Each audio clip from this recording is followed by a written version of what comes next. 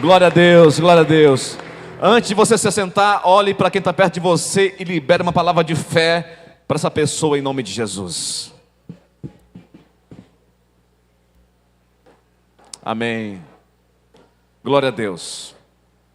Você pode tomar seu assento, queridos. Eu queria pedir que agora, depois que você se assentar, você só se levante se você precisar se levantar muito mesmo. Tá bom? Senão, não por causa de mim, mas em reverência à palavra de Deus, tá bom? Queria que você pudesse colocar toda a sua atenção nesse momento agora para a palavra do nosso Deus. Amém? Quero convidar você a colocar uma de suas mãos sobre o seu coração. Comece a orar comigo agora. Comece a pedir que Deus possa falar com você. Você veio num lugar para você ouvir a palavra de Deus. Você veio aqui nesse lugar para ter um encontro com o Senhor. Por isso, Pai, nesse momento agora, nós abrimos o nosso coração para ouvirmos a Tua palavra que será ministrada agora. Que esta palavra que será ministrada possa encontrar em nós um abrigo, e que esta palavra possa trazer transformação sobre nossas vidas. E nesse momento nós abrimos o nosso coração para ouvir a ministração da Tua palavra. Ó Deus, eu oro para que nesse lugar todo espírito de incredulidade caia por terra. Todo espírito que causa distração também caia por terra. Mas que agora seja ativado a fé nesse lugar. Uma atmosfera de fé, de paixão, de glória pelo Senhor, de avivamento possa imperar nesse lugar. Que os anjos do Senhor, Pai, tenham liberdade de passear sobre a Tua casa nessa noite. E que possa em Suas mãos liberar cura nesse lugar, avivamento nesse lugar, em nome de Jesus. Amém, amém e amém, Jesus. Dê mais um forte aplauso para Jesus. Amém. Queridos, hoje é o nosso último dia de imersão. Também é o nosso último dia aqui também em Mineiros.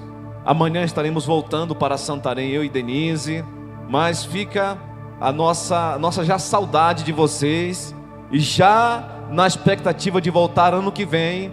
Mas nós não voltaremos para esse templo aqui, porque voltaremos ano que vem para inaugurar o novo templo da Resgate Church em Mineiros. Quem concorda em fé, queridos, em nome de Jesus?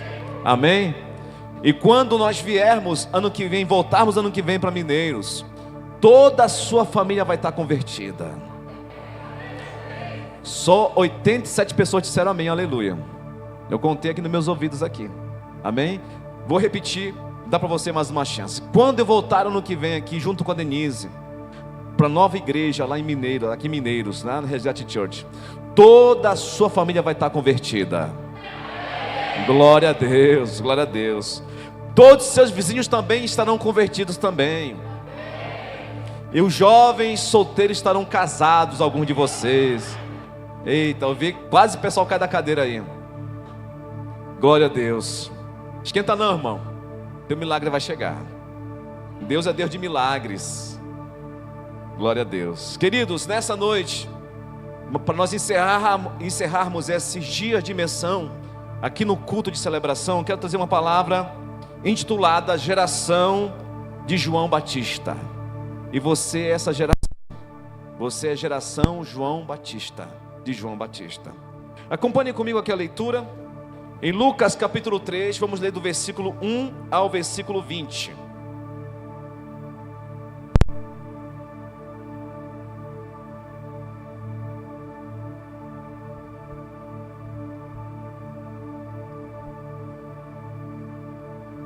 Diz assim a palavra, começando em Lucas capítulo 3.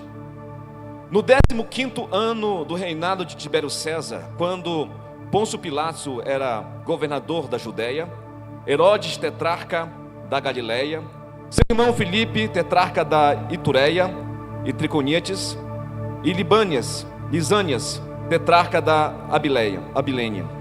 Anás e Caifás exerciam o sumo sacerdócio.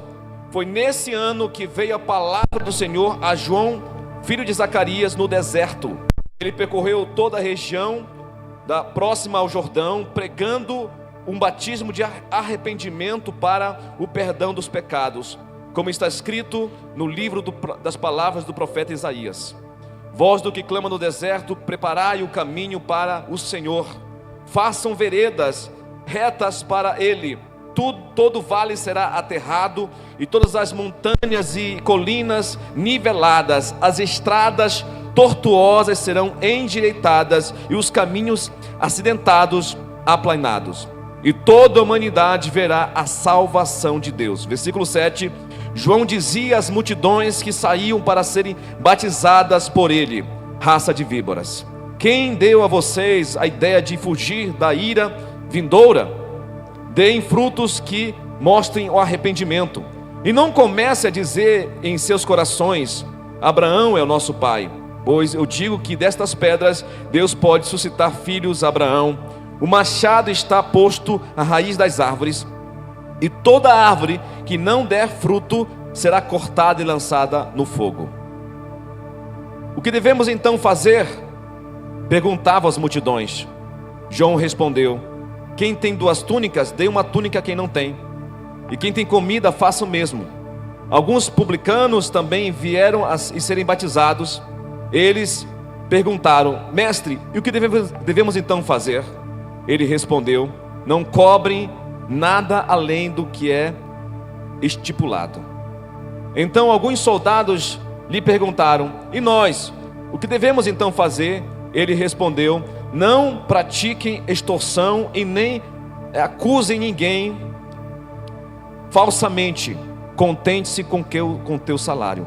O povo estava em grande expectativa, questionando em seu coração se acaso João seria o Cristo. João respondeu a todos: eu os batizo com água, mas virá aquele que é mais poderoso do que eu, que vai batizar vocês com o Espírito Santo e com fogo. E eu não sou digno de desatar as sandálias dos seus pés. Amém? Glória a Deus. Aqui nós vemos aqui em Lucas, no capítulo 1, no capítulo 2, falando de Jesus. Mas no capítulo 3, há um silêncio aqui. Lucas não fala mais de Jesus, então ele já começa falando de João Batista, que está no deserto, batizando pelo arrependimento das pessoas. Aqui eu gosto muito de Lucas, porque ele é muito detalhista no que ele está aqui trazendo o relato de João Batista. Então Lucas termina o capítulo 2 falando de Jesus no templo com 12 anos de idade. A partir de então não há nenhum registro de Jesus Cristo de 12 anos aos teus 30 anos. Já começa o capítulo 3 falando de João Batista, que estava no deserto. Então aqui Jesus já está também com 30 anos, pronto para exercer também o seu ministério. Então Lucas aqui, ele começa o capítulo 3 fazendo um registro do ministério de João Batista. Acompanhe comigo aqui. Aqui o que é importante observarmos é que Lucas toma o cuidado de mostrar como era o cenário na época de João Batista e de Jesus. Ele começa traçando aqui um cenário político, de como estava organizado, quem governava as tetrarquias da região da Judéia. Aqui Lucas, ele é bem específico em falar aqui qual era o cenário político então aqui do tempo que João Batista começa a exercer o seu ministério. Primeiro, reinado de Tibério César, sucessor de César Augusto. Esse período aqui era período de corrupção política e de muita violência. Vamos lembrar aqui que Roma está governando e os judeus estão debaixo de um jugo. Roma está estipulando impostos altíssimos, e aqui o povo está sendo massacrado. Roma está dominando aqui toda a região. Toda a região. Aqui ele faz aqui um cenário. Ele mostra aqui os cenários regionais. Quem está governando cada província, cada região. Quem são os governadores? E essa região aqui, quando Herodes o Grande aquele que perseguiu as crianças, houve aquela grande matança dos meninos quando Jesus nasceu, ele já que não estava mais vivo aqui. O Herodes que está aqui governando é sucessor, são os filhos dessa família. Então quem está aqui governando essa província aqui é a família herodiana. Só para você ter aqui uma ideia de quem era que estava governando politicamente toda essa região no tempo em que João Batista prepara o caminho para Jesus, no tempo que Jesus está pronto também para exercer o seu ministério. Vamos aqui, eu quero trazer para você aqui um relato histórico sobre esta família. Herodes o Grande, ele teve 10 casamentos. Eu vou relatar aqui alguns episódios deste homem, para você entender com quem João Batista estava aqui se metendo.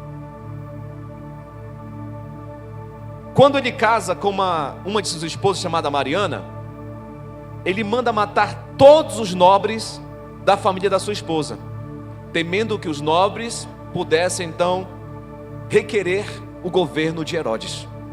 Então ele manda matar todos os nobres da sua família. Também mandou matar sua sogra.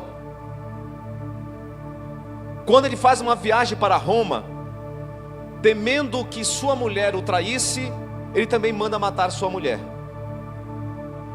Ele tem 2 filhos que vão estudar em Roma. Salomé, irmã de Herodes, do mesmo perfil moral de Herodes, ela fala assim para Herodes: olha, teus filhos estão em Roma estudando, eles serão maiores do que você, serão mais poderosos do que você. Ele manda então seus homens ir até Roma e manda degolar seus 2 filhos. Ele ordenou que quando ele morresse, ele queria choro em seu funeral. Ele disse: no dia que eu morrer, mande matar de cada família nobre de toda a região de Jerusalém, mande matar um membro de cada família nobre. Eu quero choro no meu funeral. Para você entender como que João Batista está surgindo nesse cenário cinzento de corrupção política, onde a família herodiana, uma família sanguinária, está exercendo o domínio político de quando João Batista surge então aqui pregando a palavra de Deus no deserto. Ele traz também aqui, Lucas, um cenário religioso. Ele fala aqui que Anás e Caifás eram sumos sacerdotes. Mas por que haviam 2 sumos sacerdotes? Não é somente um sumo sacerdote na religião judaica? Por que 2? Porque aqui também a religião estava judaica em decadência. Anás era o querido do governo. Caifás, genro de Anás, era o querido do povo. Então nem para o povo e nem para o governo, o que eles combinam? Nem eu nem você, nós 2 seremos então os sumos sacerdotes. Com isso eles arrecadavam grandes quantias por conta da religião, por serem sumos sacerdotes. Então observamos aqui que a política estava em decadência, período de corrupção e violência. E esse período aqui, que João Batista está no deserto pregando o evangelho, de corrupção política e violência, não é diferente o mesmo período que estamos vivendo hoje no mundo todo. É diferente? Não é diferente. Quero falar para você que aqui estou falando da ponta da linha, do início da história. O início da história político é igual o final que estamos hoje aqui, certo? Mesma geração, João Batista se levanta aqui, que prepara o caminho para o Salvador entrar e vir exercer o reino.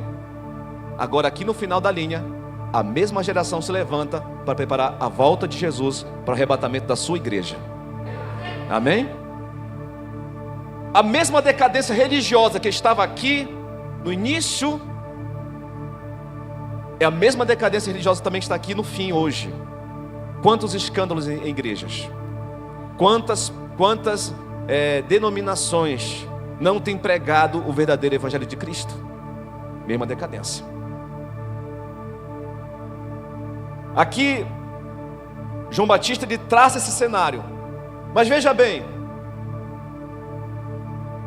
estava aqui no período de 400 anos que Deus não levantou nenhum profeta.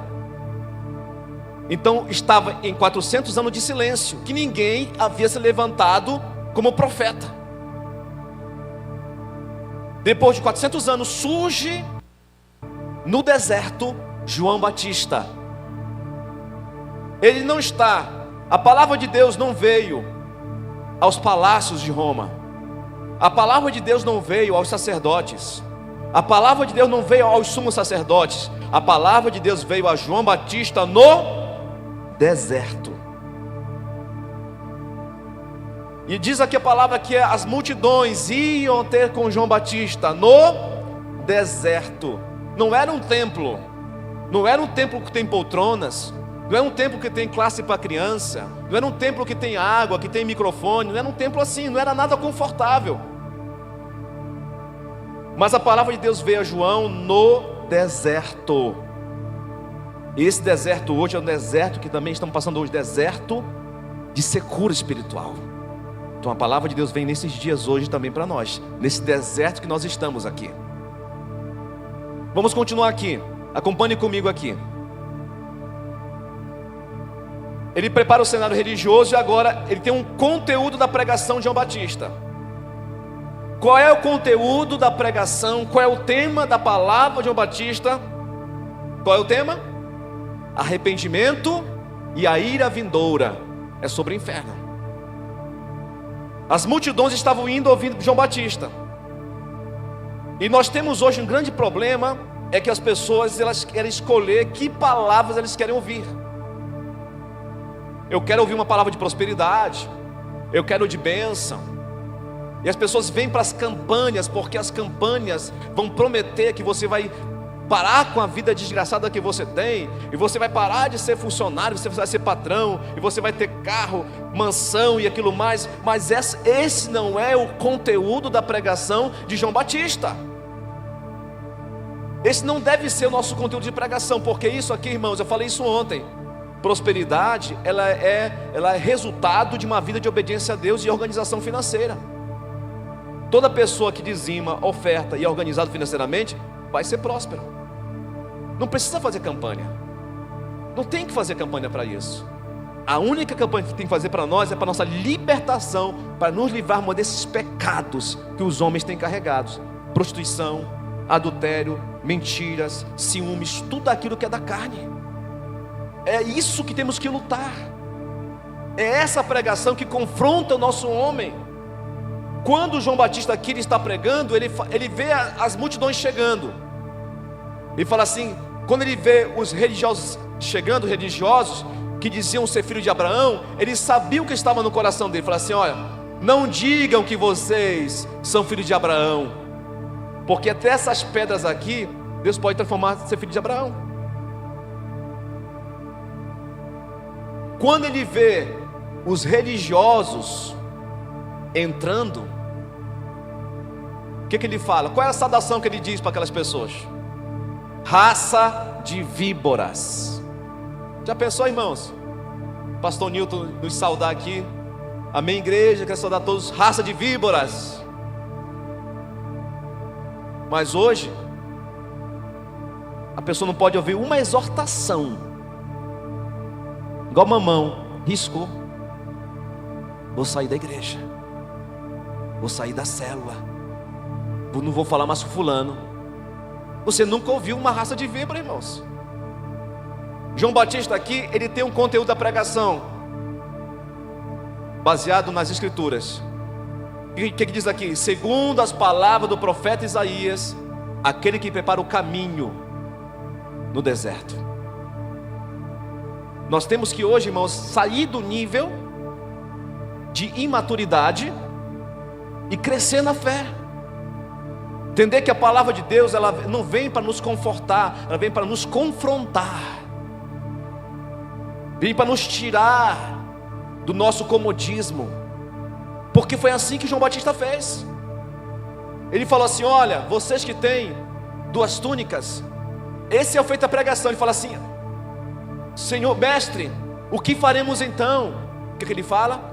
Vocês que são soldados romanos, porque os soldados romanos estavam extorquindo as pessoas, acusando as pessoas falsamente, para pagarem mais imposto ainda. Não dê falso testemunho, não cobre além do que é devido, não cobre além do que é estipulado como imposto romano, não leve acusação falsa de ninguém. E vocês que estão publicando, os cobradores de impostos, não cobre além do que é devido das pessoas. E você que tem 2 túnicas, dê uma para quem não tem. Faça o mesmo também com comidas também. Ou seja, a pregação de João Batista estava gerando o quê? De frutos que mostram o seu arrependimento. As obras não vão mostrar que eu sou salvo. Eu não sou salvo por causa de obras, mas quem é salvo pratica as boas obras. Então, pare de roubar, não estipule imposto além do que é devido. Tem 2 túnicas, dá uma para quem não tem. Tem comida, dá para quem não tem. Ou seja, esse é o efeito da pregação de João Batista. Então a pregação de João Batista aqui, ela tem um efeito de abrir o caminho, de preparar o caminho para Jesus. E quando você vai observar aqui, as pessoas que foram ouvir João Batista, os religiosos, que eram hipócritas, os soldados romanos que maltratavam o povo, os publicanos que extorquiam o povo, cobrando altos impostos. Depois de ouvirem essa pregação, João Batista falou assim: agora deem frutos que mostrem o seu arrependimento.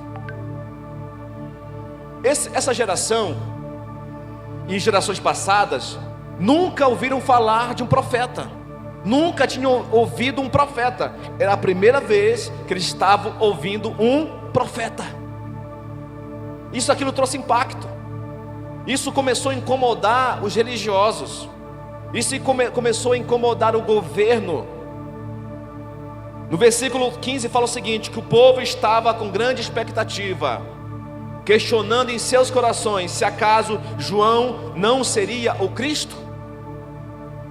Eles perguntavam assim: ele deve ser o Cristo, deve ser ele o Cristo. Versículo 16, olha o caráter de João Batista. Ele respondeu: eu os batizo com água, mas virá alguém mais poderoso do que eu, tanto que não sou digno nem de me curvar e desamarrar as correias da sua sandália. Ele os batizará com o Espírito Santo e com fogo. Ele traz a pá em sua mão, a fim de limpar a sujeira e a eira, juntar o trigo em seu celeiro, mas queimará a palha com fogo que nunca se apaga. João não traz glória para si.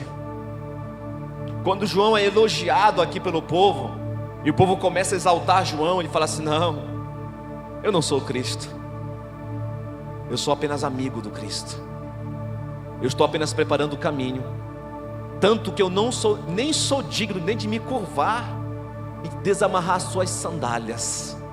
Olha o caráter desse homem, olha o caráter de João Batista.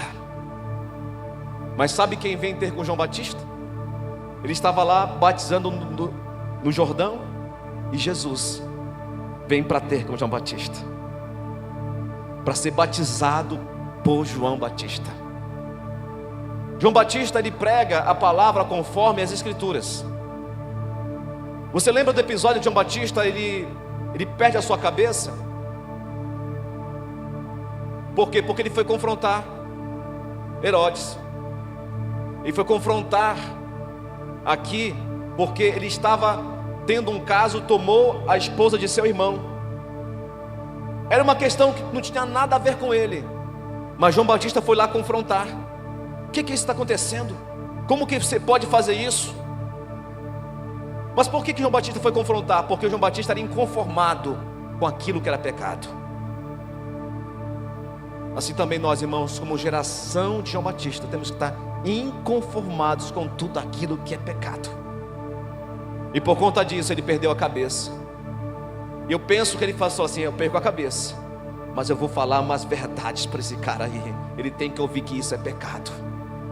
Quantas pessoas falam assim: não tem nada a ver, deixa a pessoa fazer, se você é feliz, então tudo bem.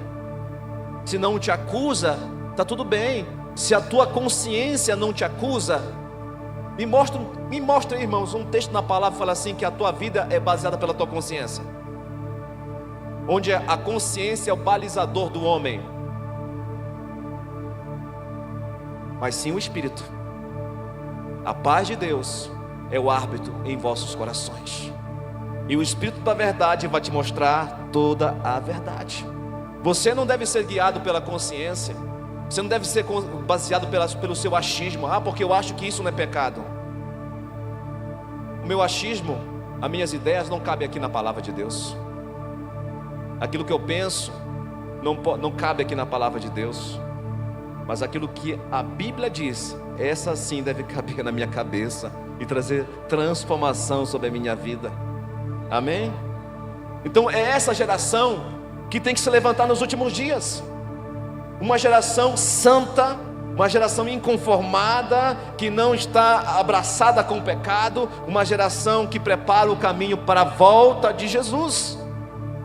Quem que Jesus vai levar? A sua noiva, adornada de pureza, preparada para estar com Ele para sempre. A noiva vai ser preparada em santidade. A noiva não pode estar em pecado. A noiva não pode ter manchas na sua vida. Eu não falo de perfeição. Eu falo de alguém que não gosta do pecado. É disso que eu estou falando. E nós temos que levantar essa geração, irmãos. Nesta cidade, uma geração João Batista tem que se levantar, e vai começar por você. Vai começar por você. Sabe, João Batista morreu jovem, teve pouco tempo de vida, morreu pelos seus 30 anos de idade. Ele teve pouco tempo, mas o pouco tempo que ele teve, qual é o relato que Jesus diz sobre João Batista? O que ele fala sobre João Batista? Dentre os nascidos de mulher, não há ninguém maior que João Batista. É forte. Ele está lá com o Senhor, está lá com o Senhor. Perdeu sua cabeça, mas falou umas boas verdades para a família herodiana, falou umas boas verdades para os publicanos, falou umas boas verdades para aqueles religiosos que estavam querendo apedrejar as mulheres, mas eram adúlteras em seus corações. Primo de Jesus.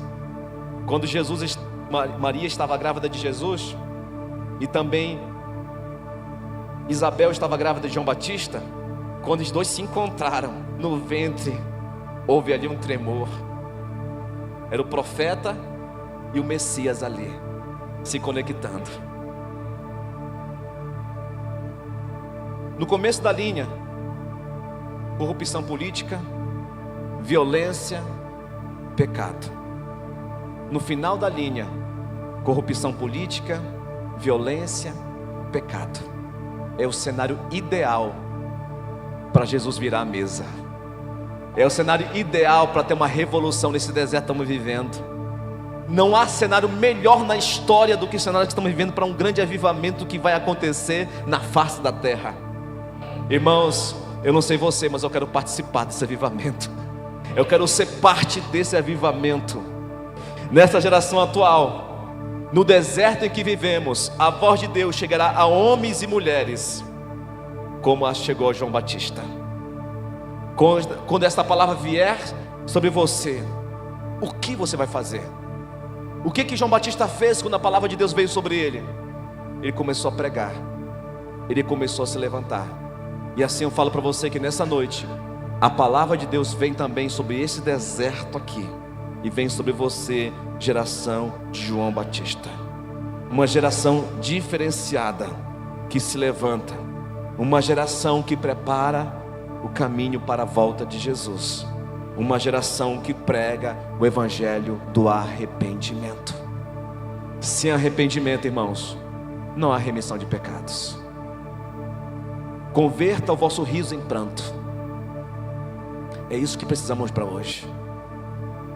É tempo de arrependimento. É tempo de adornar as nossas vidas, nossas vestes, para nos encontrarmos com o nosso noivo, porque Ele virá. Não sabemos o dia nem a hora, mas Ele virá, e nós temos que estar preparados para esse dia. Eu quero convidar você a ficar de pé nesse momento. Já fique em reverência a Deus no seu lugar. Já fica com os olhos fechados nesse momento.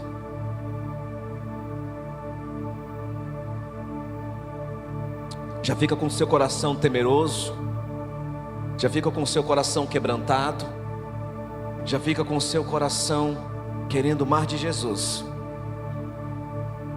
Se hoje você se sente tão longe de Deus, se você se sente tão pecador, tão sujo, é o cenário ideal para você se limpar suas vestes. É o cenário ideal para você pedir perdão pelos teus pecados. É o cenário ideal para você se arrepender. É o cenário ideal para você colocar a tua vida em ordem. Coloca a tua casa em ordem. Coloca a tua vida em ordem. Deixa que Deus possa hoje fazer uma revolução na tua vida agora. Deixa que Ele comece a fazer no teu coração a grande obra que Ele quer fazer. Você foi chamado, irmãos, para santidade. Você foi chamado para ter intimidade com Deus. Você foi chamado para ter uma vida limpa com o Senhor. Por isso aí no seu lugar onde você está, vamos adorar a Deus. E você vai pedir que o Senhor venha sobre a tua vida, que Ele possa incendiar o teu coração de amor, e possa incendiar a tua vida, e que possa ver dentro de você profundo arrependimento pelos teus pecados. Que possa haver na tua vida agora um profundo arrependimento no teu coração. Que você possa se apaixonar de amor por Jesus como você nunca se apaixonou antes. Que o teu coração possa queimar de paixão pelo teu amado eterno Jesus. Enquanto a nossa equipe de louvor estamos aqui adorando a Deus, enquanto nos preparamos para louvar o Senhor nesta hora, que o teu coração comece agora a queimar de paixão por Jesus. Noiva apaixonada, levanta as mãos para o céu. Geração João Batista, começa a orar aí no seu lugar.